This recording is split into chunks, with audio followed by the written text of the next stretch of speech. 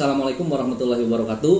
Selamat pagi adik-adik semuanya. Mudah-mudahan pagi ini kita diberikan kesehatan. Dalam pagi ini saya akan menyampaikan suatu materi yaitu tentang desa wisata. Desa wisata ini bisa dijadikan pilot project adik-adik di dalam pelaksanaan praktek kerja lapangan atau praktek kerja industri. Desa wisata adalah sebuah desa yang dikemas, yang dikonsep dijadikan sebagai destinasi wisata. Jadi tadinya desanya itu biasa-biasa saja, hanya berisi aktivitas masyarakat, pekerjaannya bagaimana. Di sana sudah ada bangunan-bangunannya, mungkin ada bangunan sejarah, bangunan sudah lama. Di sana sudah ada kerajinan-kerajinan yang memang dibuat oleh masyarakat, dan di sana juga sudah terdapat spot-spot yang memang sudah ada di masyarakat. Nah, pengemasan destinasi wisata menjadi desa wisata adalah bagaimana kita menyatukan, bagaimana kita menyinkronkan antara satu daya tarik wisata desa dengan yang lainnya. Misalkan bila di suatu desa tersebut ada sebuah persawahan yang luas, ya, itu kan persawahan yang luas dengan pemandangan yang indah itu adalah atraksi wisata. Bagaimana caranya supaya orang datang ke sana itu supaya tidak hanya melihat keindahan tersebut? Karena kalau keindahan pertama kali orang lihat, wah indah. Yang kedua, oh cukup indah. Yang ketiga, ya indah. Kalau yang keempat sudah tidak indah lagi, ya. Nah, jadi bagaimana kita menggabungkan dari satu pos ke pos yang lainnya. Nah, bagi adik-adik yang ikut di pramuka atau di kegiatan keorganisasian sekolah yang mengadakan kegiatan-kegiatan seperti itu akan mudah membuat sebuah destinasi wisata. Karena yang penting ada posnya. Misalkan pos 1 tentang apa, pos 2 tentang apa, pos 3 tentang apa. Kalau di desa wisata misalkan pos 1 kita melihat misalkan area persawahan. Jadi something to see-nya, wah area persawahan yang bagus. Nah, kemudian something to do di sawahnya itu apa? Something to do-nya misalkan pengunjung datang ke sawah tersebut bisa belajar bagaimana ngerambet, bagaimana membersihkan rumput, ya, bagaimana menanam padi. Itu juga daya tarik wisata. Nah, misalkan di area persawahan itu juga ada kolam, ya, kolam ikan. Nah, bagaimana kita buat tuh kolam supaya orang itu senangnya apa? Misalkan ketika ke sawah selain bisa menikmati pemandangan alam juga bisa ada istilahnya nangkap ikan, ya, atau ngobeng istilahnya. Jadi orang itu akan berkesan ketika datang ke sana, ya. Pemandangan alamnya sangat bagus, ada wisata ngobeng. Nah, misalkan setelah ada wisata ngobeng atau sebelum wisata ngobeng lauk, misalkan ada sebuah area perkebunan. Kebun apa? Misalkan kebun salak. Nah, pengunjung disajikan bagaimana supaya mereka masuk ke kebun salak, mereka bisa beli salak di sana, bisa makan salak di sana, kemudian bisa memanen salak di sana. Instruktur yang harus disiapkan, yang pertama tadi pada saat ke sawah harus ada instrukturnya, ya, yang dari desanya, ya, dari masyarakatnya. Mereka menjelaskan tentang bagaimana keilmuan tentang sawah. Karena kalau di kota itu, karena dengan sedikitnya sawah atau ada pun sawah, mereka tidak tahu bagaimana proses menanamnya, bagaimana proses pemupukan dan lain sebagainya. Sehingga dikasihkan knowledge tentang sawah, ya. Yang kedua tadi misalkan setelah dari sawah kita main ke kebun salak. Nah, di kebun salak itu diajarkan bagaimana sih ciri-ciri salak yang sudah matang, bagaimana cara mengambil salak, ya kan. Nah, dijelaskan salak itu keilmuannya bagaimana, jenis-jenis salak dan lain sebagainya. Sehingga pengunjung itu pertama sudah datang ke sawah, dia bisa menikmati pemandangan alam, dia bisa mendapatkan keilmuan tentang sawah. Nah, titik keduanya misalkan kita ngambil kebun salak, ya, mereka mendapatkan informasi dan ilmu tentang salak, mereka bisa foto-foto di kebun salak, mereka bisa ngambil salak, dan mereka bisa membawa oleh-oleh salak itu, ya. Jadi sebetulnya awalnya sederhana, hanya salak, tapi setelah dikemas itu akan menjadi menarik. Nah, konsep satu tadi ada sawah, ada salak, kemudian ada apa lagi? Oh, ada lagi tadi, ya, yang kolam itu, ya, ada wisata kolam. Nah, di kolam itu usahakan bersih dan aman, ya. Karena apa? Karena pengunjung nanti akan diajak ke kolam, ya, kemudian mereka akan mendapatkan sensasi mancing atau ngobeng, ya. Ya, coba mancing sama ngobeng itu kayaknya lebih asik ngobeng. Karena apa?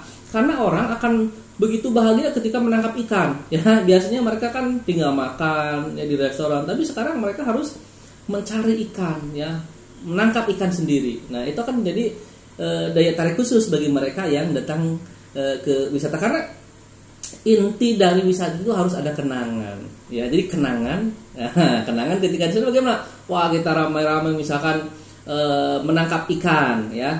Nah, kemudian satu tadi sawah, yang kedua kita ke kebun salak, yang ketiga menangkap ikan. Yang keempat apa? Nah, yang keempat bisa aja ini berhubungan dengan aktivitas keterampilan masyarakat, kerajinan yang ada di masyarakat. Misalkan cara membuat piring dari daun kelapa, ya, jadi itu dijadikan piring. Nah, jadi pengunjung diajak masuk ke dalam aktivitas masyarakat. Mereka diajarkan bagaimana cara membuat piring, ya kan, bagaimana proses melipatnya, yang menyusun menjadi piring-piring sehingga dari lidi tersebut bisa menjadi piring yang cantik. Jadi secara otomatis yang tadinya masyarakat hanya membuat piring dijual ke pengepul, dengan dibukanya destinasi wisata, nanti masyarakat bisa mendapatkan double keuntungan. Keuntungannya apa? Yang pertama, biasanya ketika para pengunjung datang, ya satu rombongan datang ke sentra industri tersebut, mereka pasti akan bayar tiketnya tuh.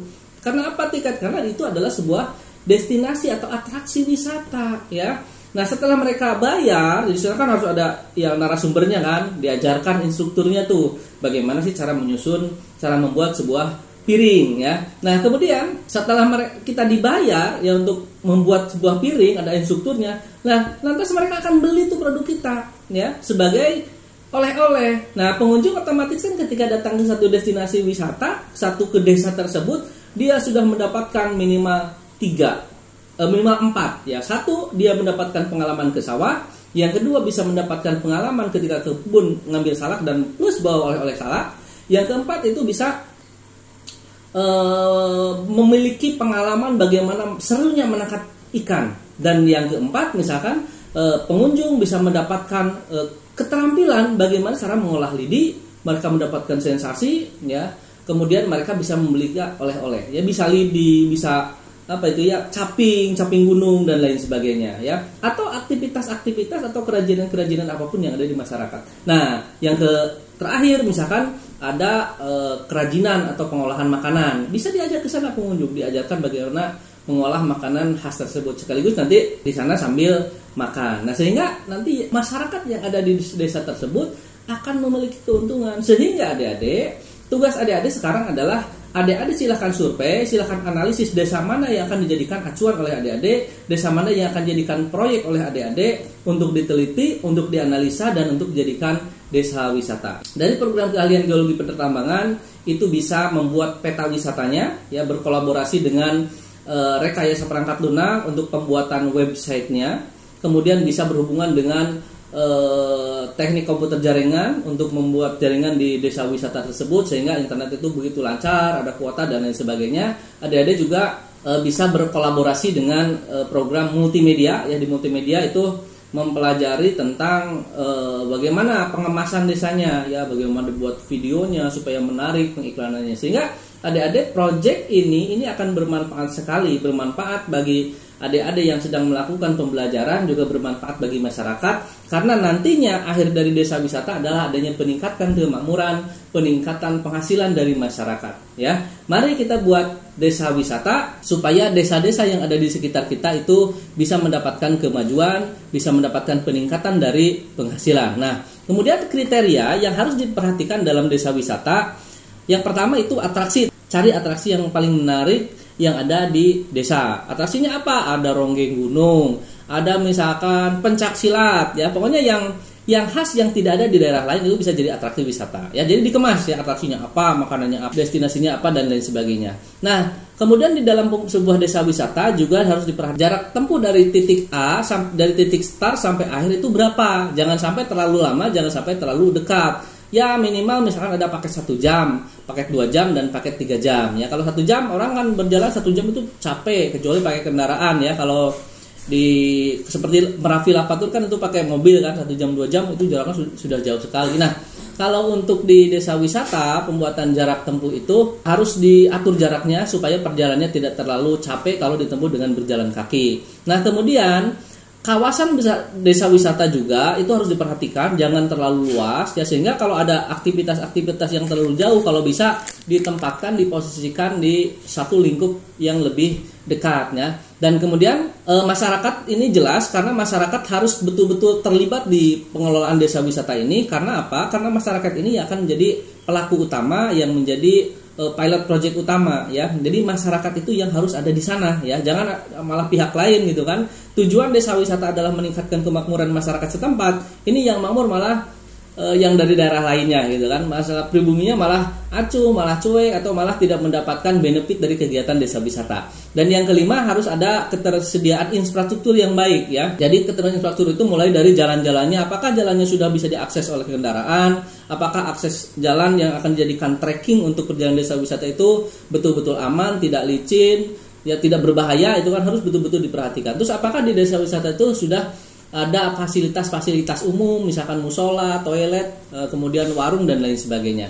Nah, mungkin itu adik-adik. Jadi dalam proyek kali ini, khususnya ini untuk kelas 12 ya, dalam persiapan pelaksanaan program PKL ya, praktek kerja lapangan atau praktek kerja industri. Jadi adik-adik bisa memilih proyek mah pertama bisa pembuatan desa wisata ya. Silakan dibuat kelompok-kelompok, jangan terlalu banyak. Yang jelas adik-adik ketika selesai pelaksanaan kegiatan proyek ini bisa mendapatkan hasil, di mana hasil tersebut bisa memberikan peningkatan kemakmuran kepada masyarakat. Mungkin itu untuk penjelasan awal, nanti kita akan sambung penjelasan lainnya melalui WA Group atau melalui video yang lainnya. Terima kasih. Wassalamualaikum warahmatullahi wabarakatuh.